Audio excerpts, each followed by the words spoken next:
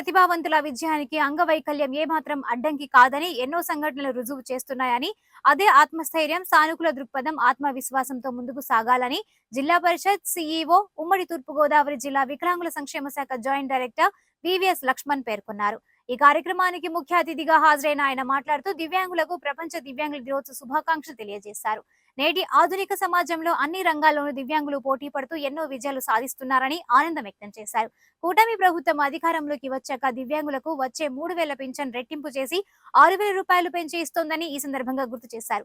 దివ్యాంగుల పట్ల జిల్లా కలెక్టర్ షాన్ మోహన్ సగ్లీ సానుకూల దృక్పథంతో ఉన్నారని అన్నారు.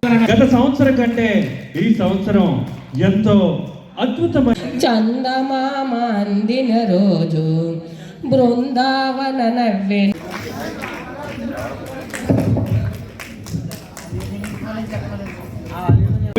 పర్వాలేదు, మిమిక్రీ అన్ని కొట్టగానే మంచి ఒక అద్భుతమైన పాట.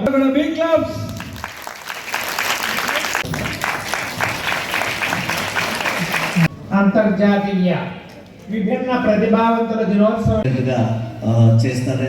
నిరంతరము ఈ రోజున ఒక సమస్య ఉంటుంది. వేణుశంకర నాగమణి గారిని వేదిక మీదకి ఆహ్వానిస్తున్నాం.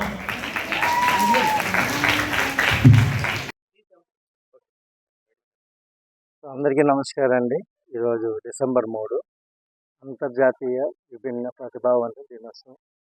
ఇక్కడ ఉత్సవంగా చాలా బాగా జరిగిందండి. 3 జిల్లాలు, మన కాకినాడ జిల్లా, అలాగే ఈస్ట్ గోదావరి జిల్లా, కోనసీమ జిల్లా,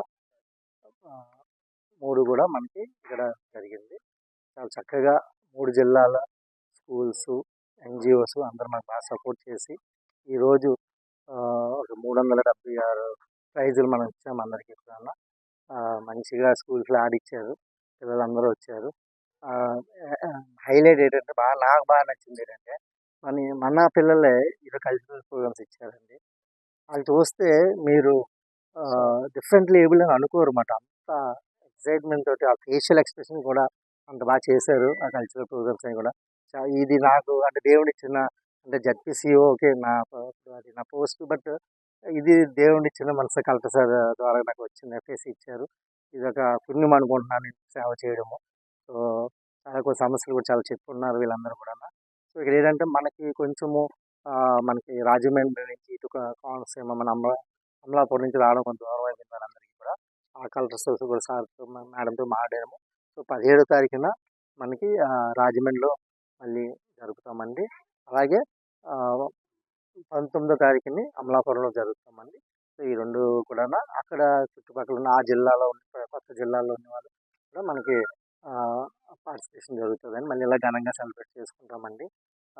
చాలా సంతోషంగా ఉన్నది. ఈరోజు పండగ వాతావరణంతో అందరూ, నా ఒక్కరిది కాదండి, అందరూ నన్ను పొగుడుతున్న నాది కాదండి, బట్ అందరూ కలిసాం కాబట్టి ఇంత బాగా జరిగింది. అలాగే మన ఎన్జిఓస్ చాలా సపోర్ట్ చేస్తున్నారు. మనకి దగ్గర సిఎస్ఆర్ మనకు ఓఎన్జిసి కానీ వీళ్ళు కూడా చాలా ముందుకు వచ్చి మనకి ఈరోజు ఫుడ్కి స్పాన్సర్ చేశారు. ఇలా చాలామంది దాతలు ముందుకు వస్తున్నారండి.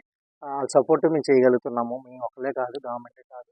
కానీ బాగా హ్యాపీనెస్ ఏంటంటే మొన్న 3,20,00,000 అలింకో ద్వారాగా మన కాకినాడ జిల్లా పంచడం జరిగింది.